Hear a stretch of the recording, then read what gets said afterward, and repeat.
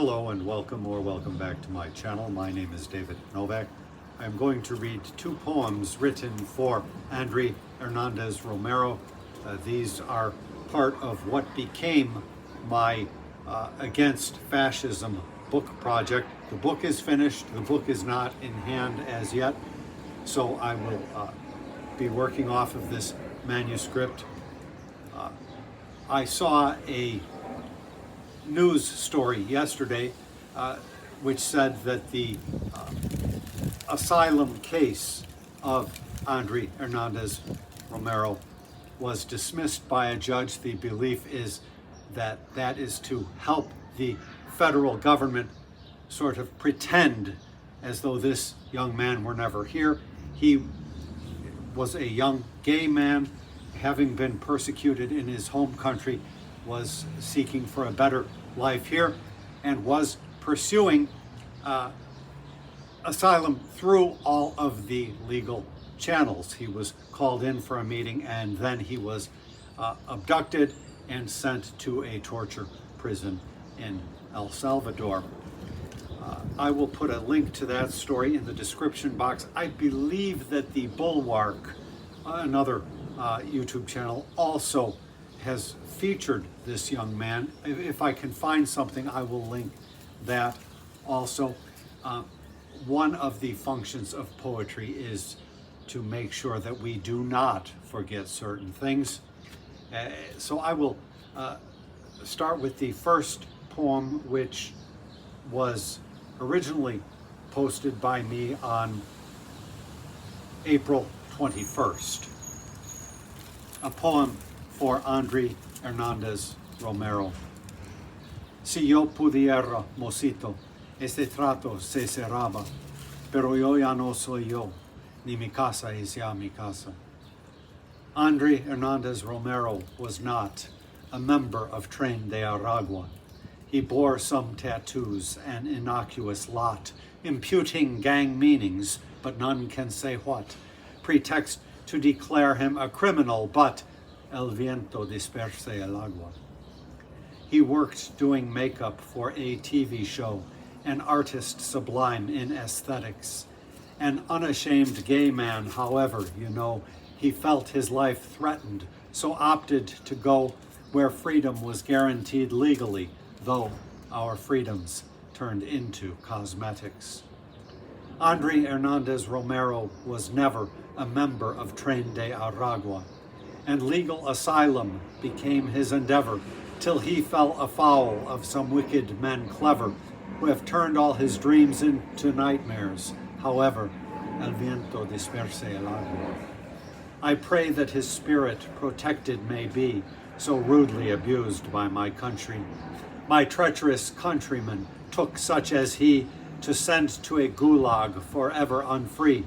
He asked us for safety, we gave treachery, and so we intend all and sundry. So, of course, the next step to remembering is to hope that the perpetrators of these gross injustices get called to the bar of justice and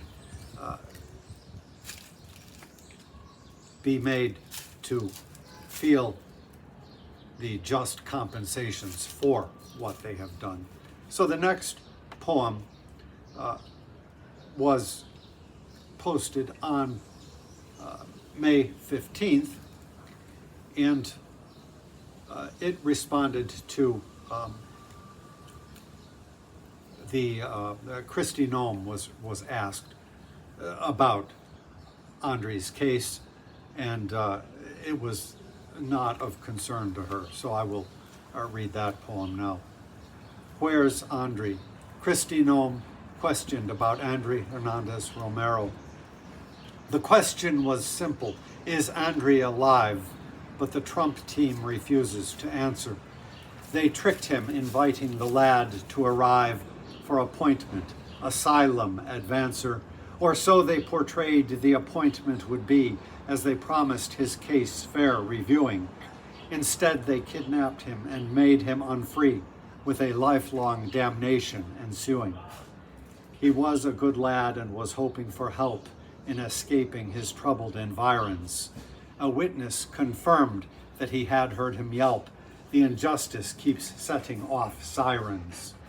The Homeland Security Secretary, Nome, said to tell Andry's mother to fuck off. Too bad your son's loss is disrupting your home. On my list of concerns, his name's struck off.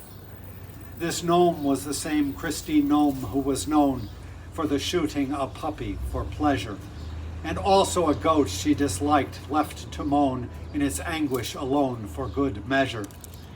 The mama of Andry is deathly afraid that her baby boy isn't alive still.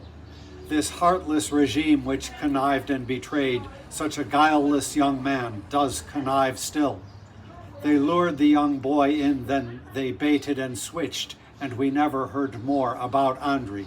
Salvadorian prisons are misery pitched, but for kidnappers, never a quandary. America did this, and the blot remains on our conscience collective forever.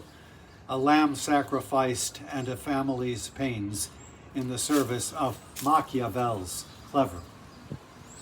Machiavel's, that was a Machiavel, that was a term used to describe such persons as our motley cabal in Washington these days under the Trump administration. It was used by Elizabethans to describe that sort of person. So I am hoping to keep Andry's memory alive in my small way with this, and this may not be the last you hear from this book. I will, when the book comes in hand, I will do more readings of this sort, since I do not seem to be writing any new poems at this time, but that may happen also. So thank you for stopping by my channel, and please check out the links.